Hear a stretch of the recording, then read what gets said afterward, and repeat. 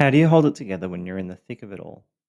When you walk into legal proceedings feeling like the system is tilted against you, and for some reason, you have to prove you are a safe and loving father, something you expected to just be a given. When every text, every email, every silence feels like it can be weaponized against you. When the police turn up your door with false allegations, your health is collapsing under the stress, your sleep is shattered, and your body runs on nothing but adrenaline. And when you're carrying the fear of being alienated from your children while still showing up every day to feed them, bathe them, and hold them close. That's the thick of it. It's chaos on every front: legal, emotional, financial, and physical. And it leaves you asking the same question over and over again: how do I keep moving forward when everything around me is on fire? That's what we're going to explore today. In this episode, I want to give you a set of anchors. They're mental stances, daily practices, and progress strategies that you can lean on when you are at this type of point. These aren't rules you have to follow or a checklist you need to complete. They're options, tools you can pick up and drop depending on what you need most on any given day. Because in survival mode, there's no single formula. There's only what keeps you steady long enough to take the next step. My hope is that by laying out these anchors, you'll find one or two that help you breathe easier, think clearer, and keep you moving forward, even in the middle of one of the hardest chapters of your life. Before we go any further, I want to pause and say this. If you're barely holding it together right now, you are not weak. You're not broken. What you're living in is survival mode. And survival mode is not failure. It's proof you're still here, still showing up, still standing for your children when everything feels stacked against you. That strength matters, even if it doesn't feel like it. And yet, survival doesn't happen in isolation. The outside blows, like allegations and courtrooms and costs, don't just hit you out there, they shape you on the inside too. If the weight of that feels like too much, please reach out to a therapist, to a trauma informed coach like myself, to someone trained who can help steady you while you steady yourself. You don't have to hold the storm alone. That's why we need to talk about both wars that you're fighting right now: the systemic battle and the internal war it creates. Let's take a quick look at the systemic battle. The first shock comes when you realize lies can land harder than the truth. False allegations can trigger police knock ons, welfare checks, or urgent hearings.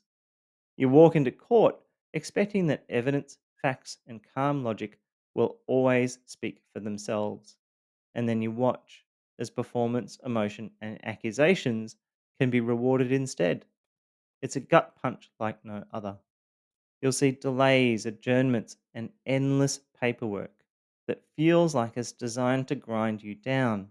You'll pour hours into affidavits only to feel like your side of the story didn't really get heard. And if you're a man, the weight is heavier still.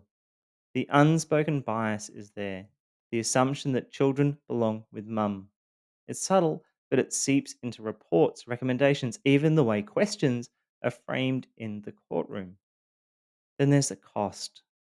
Financially, the system bleeds you. Every letter from a lawyer, every report, every appearance, it all carries a price. It's not just about the money, though. The process itself feels like it's designed to wear you down emotionally. Each filing deadline, each hearing is another opportunity for your anxiety to spike. And through it all, the stakes never change. This isn't just paperwork. It's not just about fighting for weekends or holidays. It's your child, their safety, their future. The system has the power to decide it, often without seeing the full truth. That's a systemic battle, a grinding war of attrition, where endurance becomes as important as evidence. The external war doesn't stay outside. Every allegation, every court date, every moment you're treated as guilty until proven innocent leaves its mark until the real fight is no longer just in the courtroom, it's in your own head. Your body locks into survival and forgets how to switch off. Sleep comes in fragments. You wake up tense, bracing for an impact you cannot see. And even small sounds, like a phone ping or a car door outside, jolt your system. Your appetite fades. Headaches tighten between your eyes. Your stomach is in knots all the time. It's your nervous system holding the line without rest. Your mind follows. Your focus narrows. Memory slips. And the fog rolls in. You second guess even lived experiences because gaslighting has planted significant doubts. Maybe you misremembered. Maybe you missed something. To quiet the uncertainty, you loop, checking and rechecking and organizing and reorganizing because the loop feels safer than the unknown. Emotionally, you swing between rage and shame and flatness. Joy feels unreachable. Guilt creeps into ordinary moments, a coffee with a friend, an hour at the gym, as if you should be proving your worth every second. Even laughter feels disloyal while the case is still open. Decision making slows to an absolute crawl. Messages are rewritten, opinions swallowed, tone endlessly smooth because every word feels like it can be twisted. Silence becomes strategy, appeasement becomes reflex. Even when you're alone, you hear their voice in your head. You still fold the towels their way. You plan your routes so it looks clean. Instinct gives way to internalized oversight. Bit by bit, your identity erodes. Provider, father, partner. Roles, once carried with pride, are pulled through a grinder of accusation until you start seeing yourself through their distorted lens. That gap between who you are and who you're told you are becomes a constant tear in the chest, what we call moral injury. And around all of it grows isolation. Friends minimize, others step back, and you stop reaching out. The room gets quieter, the mind gets louder, and some days the future narrows to the next hour. Feed the child, answer the email, breathe. Even the body keeps the score, hands shaking as you make your tea, sitting in the car for silence, staying longer in the shower to drown out the noise. These aren't quirks, they're adaptations. Your system's way of keeping steady when everything else moves. Through it all, one truth holds you upright: the child in the next room and the promise you made to protect them. That purpose doesn't cancel the damage, but it gives it shape. You hold the line because you need to. You keep holding it while the storm throws everything it has. That's what the internal wall looks like. 1,000 invisible adjustments every day to keep going when the ground won't stop shifting. And it raises the question: how do you stay steady in the middle of all of this? You can't stop the storm. You can't control every allegation, every delay, every cost, but you can drop anchors. Anchors don't end the chaos, they hold you steady within it. They give you enough stability to breathe, to think, and to keep moving forward without being swept away. And here's the key: you don't need all of them. You don't need to adopt every practice, every tool, every shift I'm about to walk through. In fact, most men find just one or two that really hold them, and that's enough. In a storm, one strong anchor can keep the whole ship from drifting. So, in this section, we're going to walk through three categories of anchors you can draw from: mindset anchors, which are the way you frame survival in your head; practical anchors, which are the actions you can take day by day to steady your body and your environment; and progress anchors, the milestones that remind you you're not just surviving, you're still moving forward. Let's start with the mindset anchors. These anchors are the mindset shifts you need to make it through this period of your life. When you're standing in the thick of it, court dates looming, false allegations flying, your health sliding, and fears of your children gnawing at you, mindset isn't about positive thinking. It's about mental stances that hold you together when everything else is burning. These anchors do not fix the storm, but they stop you from being swept away. Let's take the first one, which is accepting you are in survival mode. Accepting you're in survival mode is one of the hardest things for men to admit. This is survival, not thriving. Everything in society conditions men to push harder, stay strong, and project competence. But abuse and the fallout that follows will dismantle even the strongest man. Expecting yourself to thrive in that environment only deepens the sense of failure. Accepting survival mode is not weakness, it's clarity. It's saying, right now, my job is to endure nothing more. Thriving will come later, once the storm has passed. For now, getting through the day intact is the goal. That means adjusting expectations, not aiming for peak fitness, business growth, or social success, but aiming to keep yourself and your children safe, stable, and minimally harmed. This acceptance relieves pressure. It stops you from constantly comparing yourself to others or even to your old self. It allows you to breathe even in hardship because you understand the season you are in. You're not broken for surviving, you're demonstrating extraordinary strength. The next anchor is reframing the chaos. Abuse and court battles generate endless chaos. Emails, allegations, provocations, sudden shifts in position. You cannot control it all, and trying to will eat you alive. This is where reframing comes in. Instead of seeing every disruption as a failure or a fresh disaster, you adopt a tactical stance. You say to yourself, it is what it is. This doesn't mean dismissing the seriousness of what's happening. It means recognizing reality without wasting energy fighting the fact that it exists. The system is slow. The accusations may be unfair. The stress will be coming. You can't change those facts today, but you can control how you stand in the storm. By reframing the chaos, you stop expecting smooth seas and start preparing to balance in rough water. You ground yourself in what you can influence, such as your preparation, your responses, your presence with your children, and you let the rest thrash around you without dragging you under. It's not resignation, it's survival wisdom. The next anchor is to hold on to your purpose. In the chaos of abuse and legal system, it's easy to lose sight of why you're fighting so hard. Survival isn't just about enduring pain, it's about holding on to the bigger why that keeps you moving when everything else feels pointless. That anchor is your purpose. For many men, that purpose is their children, the need to protect them, to show them stability, to model resilience. For others, it may be core values like fairness and integrity and truth. And sometimes it's your future self, the man you want to look back at and say, I did not quit, I kept going. Re anchoring to purpose doesn't magically erase the hardship, it simply gives it meaning. It's the difference between drowning in endless waves and remembering why you're still swimming. Write it down, speak it out loud, keep it somewhere visible on your phone or on your desk in a voice note. When you feel like giving up, return to that anchor and let it hold you steady. The next mindset anchor is be selective about perfection. When everything is under attack, such as your role as a parent, your stability, or your credibility, it's natural to want to overcorrect and make everything flawless.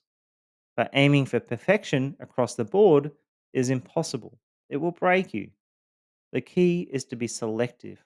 Choose the areas where holding the line matters most and release the rest.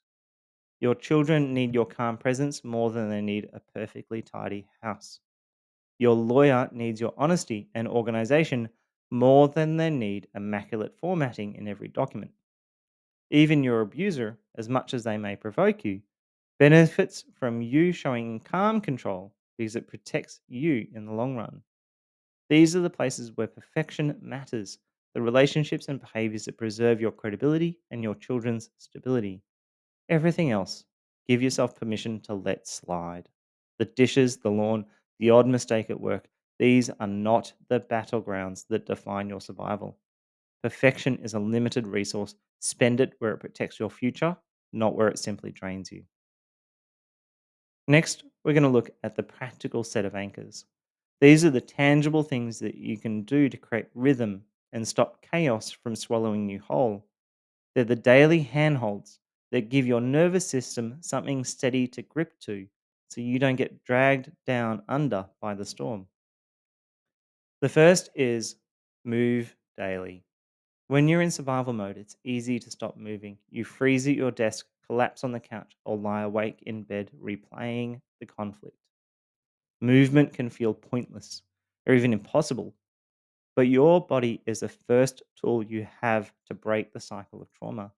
When you move, even gently, you tell your nervous system that you are not completely trapped, that you still have choice, that your body is more than a container for stress. This doesn't need to be fitness.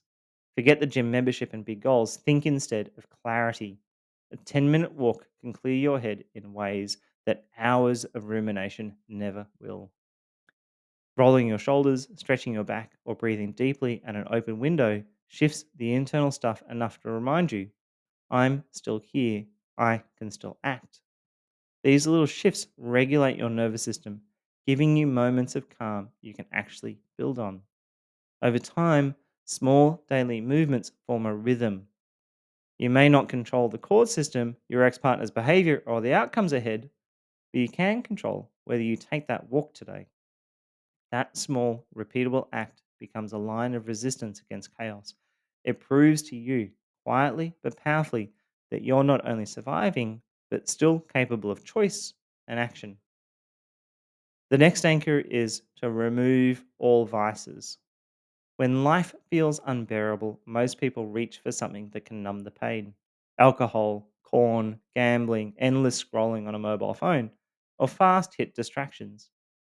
They all offer short term relief, but they don't solve the pain. They make the crash lower, the recovery harder, and the fog thicker. When your nervous system is already under siege, these vices don't soothe, they sabotage. Removing vices isn't about morality, it's about capacity.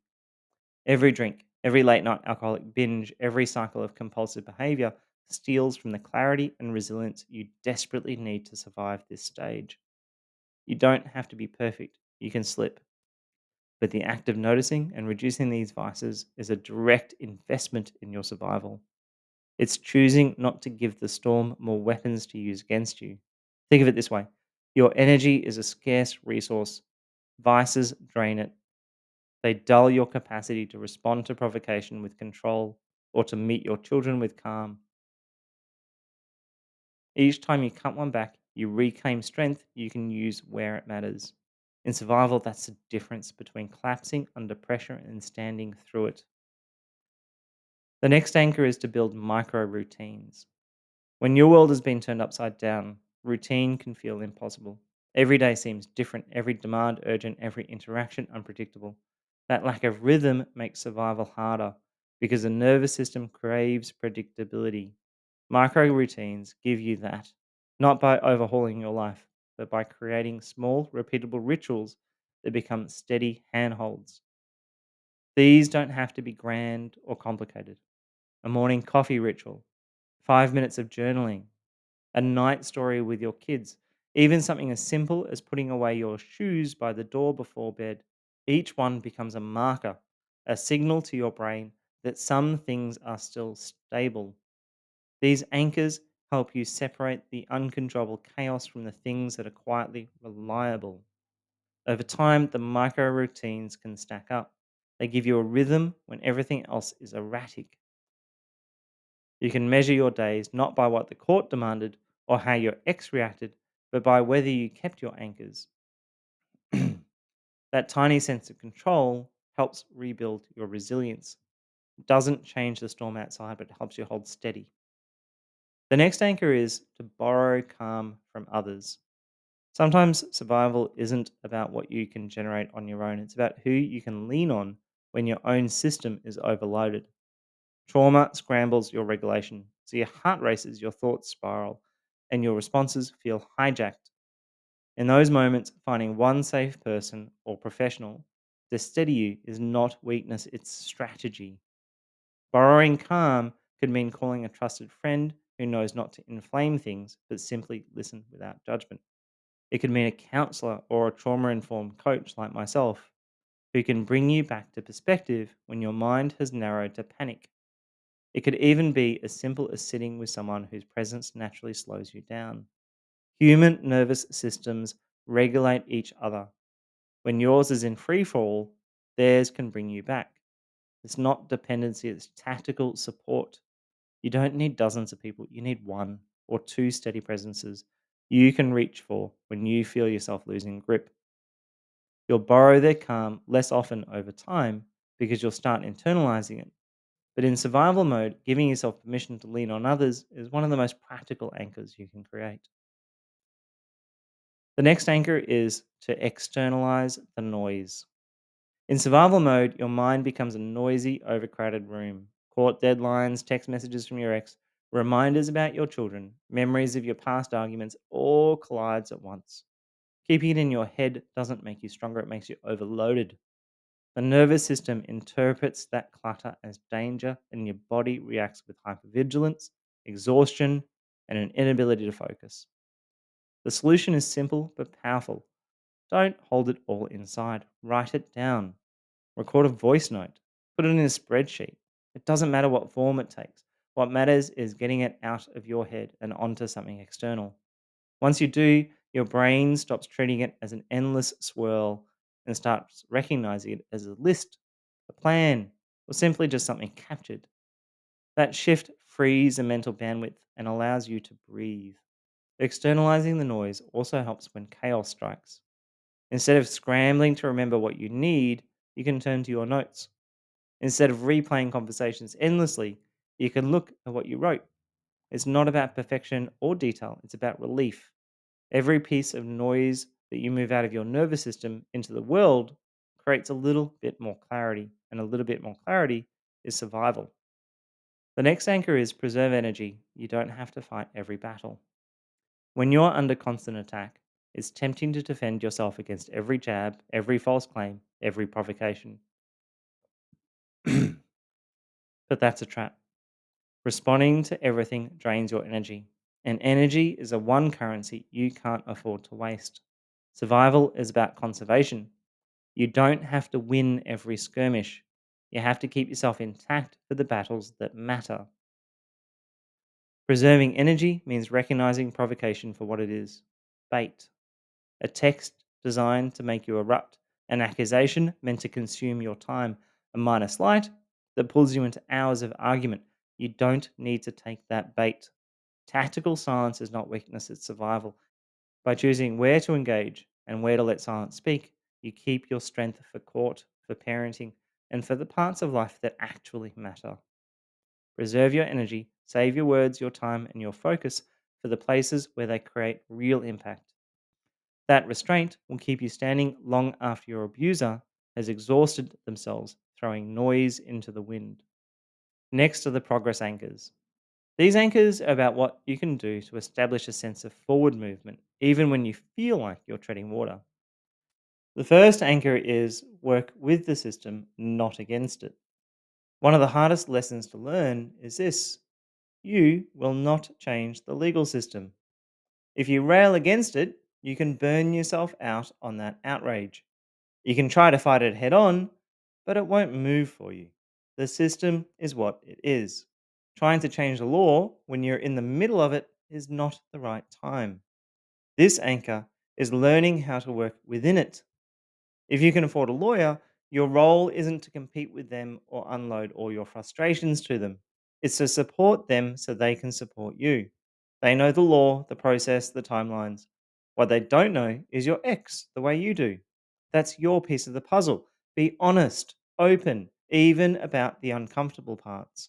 Give them facts, patterns, context. Share openly, but learn the difference between tactical information and just venting about the injustice of the system.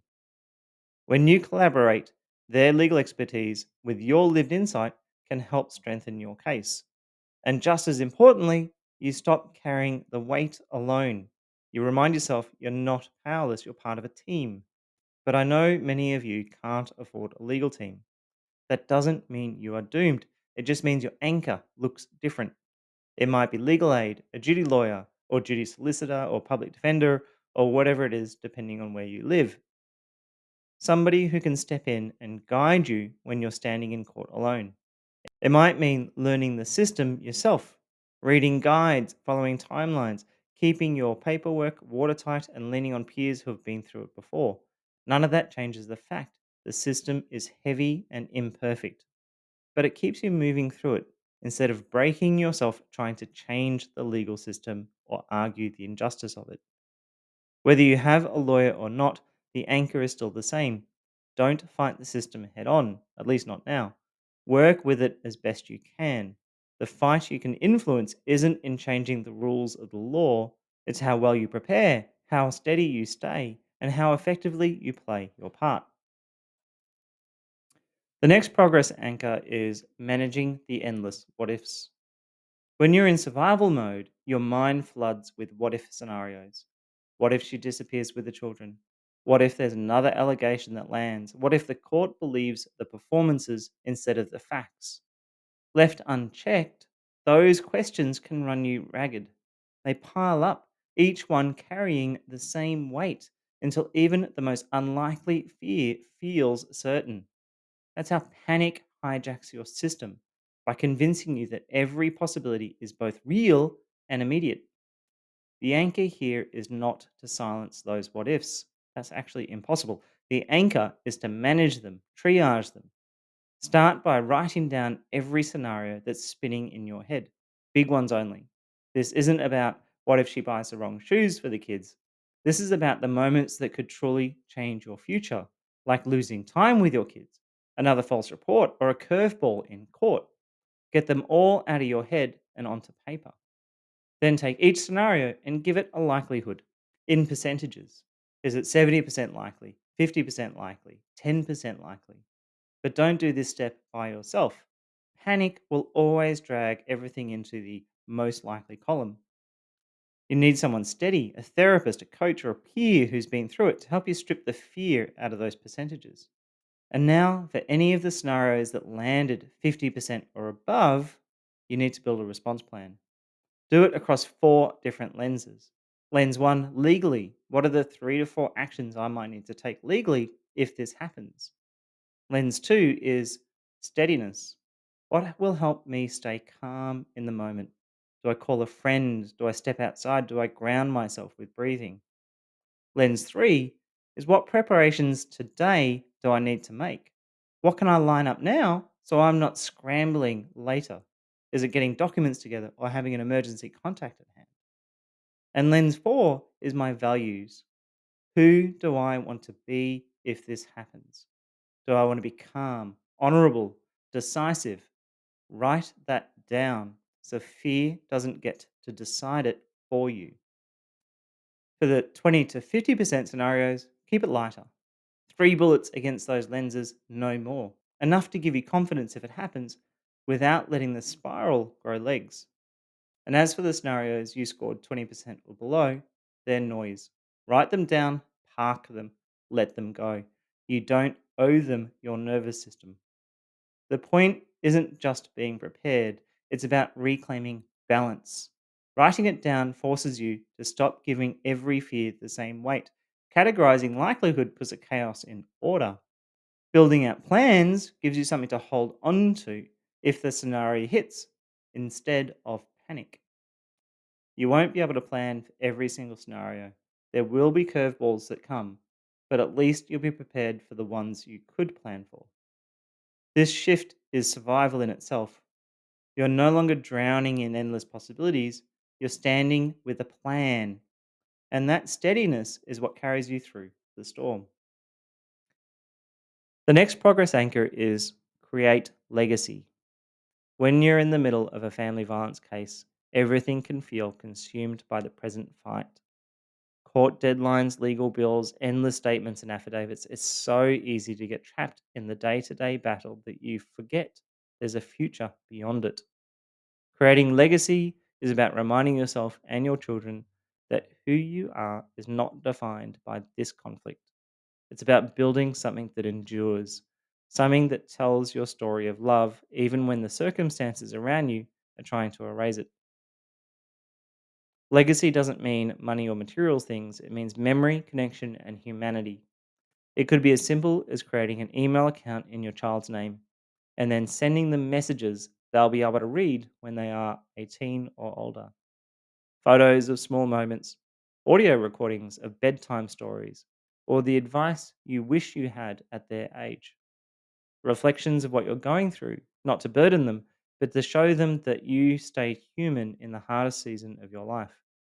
These little fragments build a bridge from who you are right now to who you will be later, reminding them that their father never gave up on them, even when the world was trying to break him down. This practice does more than create keepsakes for the future. It changes how you live in the present. Legacy creation pulls you out of the reactive headspace of court and conflict and grounds you in your role as a parent, a protector, a man who refuses to be reduced to a case number. It's an act of defiance, but also of love. Because every time you add to that legacy, you are saying, my story and my children's story will not be defined by abuse or by the system. It will be defined by the love that carried us through it. That anchor can hold you steady in the darkest moments because it connects you to a future where this fight is over and what remains is the strength that you passed on. By now, you've seen the shape of it all, the internal war, the anchors that steady you, and the reality of the legal process. None of this is easy. None of it is fair. But here's the truth: resilience isn't about winning every battle, it's about refusing to be erased by them. Hope doesn't mean pretending the system will suddenly bend in your favor. It means holding on to what matters most when everything else feels against you. It means showing up for your children. It means keeping your integrity when provoked. It means refusing to let the chaos define who you are becoming. And here's what you need to remember: this stage is survival, but it's also not forever. You won't always feel like you're drowning. You won't always be carrying affidavits and timelines like armor. There is life beyond this chapter. And every day you keep standing, you're proving to yourself and to your children that you can carry them through it.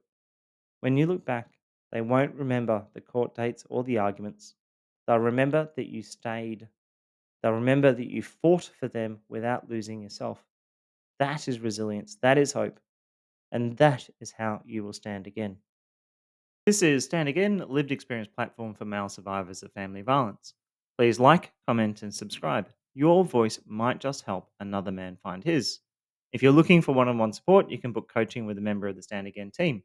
Simply visit standagain.com.au, where you will also find grounded information on surviving and recovering from family violence as a man. As always, remember that no matter how many times you've been knocked down, you can stand again.